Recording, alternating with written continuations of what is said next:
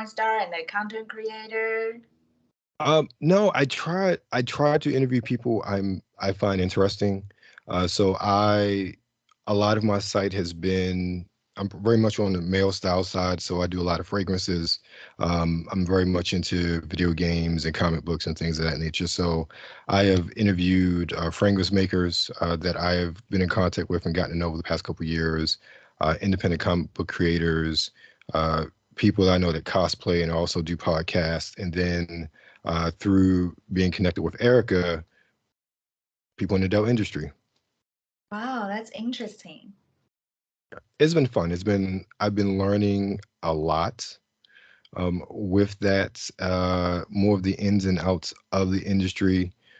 Also, because I think the only person that I've interviewed that I knew beforehand, like I didn't know her, but I knew of her and her body of work is Carmela Clutch. So I was like the only person I was like, oh, I love her. Like I love to interview her. Like she was like on my bucket list. Mhm. But I have been focused on, at least from Erica's clientele, maybe those of whom who I would say wouldn't be mainstream, who don't fit the cookie cutter aspects of what someone would think of when they think of somebody in the adult industry. So I've targeted more of those individuals. So I've been very happy to, and also a lot of why I'm doing this is I like the conversation, and I like, and this is something I've been told about the interviews, that I talk to you like you're a person. It's not about the industry. It's not about who you've done, who you haven't done, who you know the standard stuff. Like I could care less about that. I'm interested in you, in this world that you live in, and how you interact in the world. Yeah, that's interesting because I always like to ask people why they started their podcast and what do they like about it, like who do they interview and all that. It's very interesting. Yeah, I enjoyed it. I did a podcast years ago. Hmm. And it was more focused on tech and style. And then I had some life-changing events, and then I stopped, and then I started back up maybe end of, I think the end of 2019. And then it was kind of sporadic, and then the pandemic hit. And then I Hmm. said, no, I'm gonna go in this, I'm gonna do this weekly. And outside of a few breaks between seasons, I've been doing this weekly ever since. So, and then in the past year or so, I've been incorporating more of these sort of interviews as far as YouTube, and really growing YouTube as well, as far as those interviews, in addition to the actual podcast, and developing a formula of what I want to talk about. And even with that, I've expanded to other things. I do on YouTube channel called Nerds Rule the World. I do a video game show for them, as well as a wrestling podcast, and just really it's about expansion and growth from the sort of core of what I started. Because even this started as a blog way back in 2009. So it's been one of those things, just kind of growing little by little by little over the years. That's awesome. I like that. Thank you. Thank you. So one question I didn't ask you during the main interview. Okay, so you just started. Where do you see yourself in 5 years or so? When I first started, I'm just trying to make like I just trying to make as much money as I was in a strip club. So when I first started, I'm just thinking, oh, if I can make 10K a month, but then I can like travel, I can shoot with people, and I don't Mhm. have to go there like at the midnight because when I work in there, like I have always to go in there from 10 to like 4 a.m.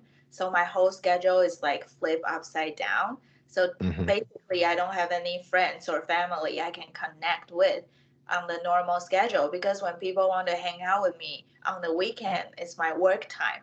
So Right. I cannot go out. Like I have to go to work. So basically, I'm like sacrificing all of that. So when I started at the porn industry, I'm just thinking if I can make the same amount, but then I get to like travel, I get to meet like different people, I get to go to these sunny places, and I can work and travel at the same time. it will be great. So I wasn't like thinking much about it. And I do feel like every girl has their period of attention, right? So every Hmm. girl when they first get into adult industry is their time to shine because she's like a Right. new face. Like every company want to shoot with her because she's new and people want to see her. People want to see what her body look like. People want to see how she perform. So I would say every girl has their moment when they join because that's their busiest moment. So I'm not special because every new girl they get a lot of booking too. But I do want to, in 5 years I do want to try to save up more money and invest all this money. And I want to like, so right now when I'm traveling, I'm like staying at a hotel or Airbnb.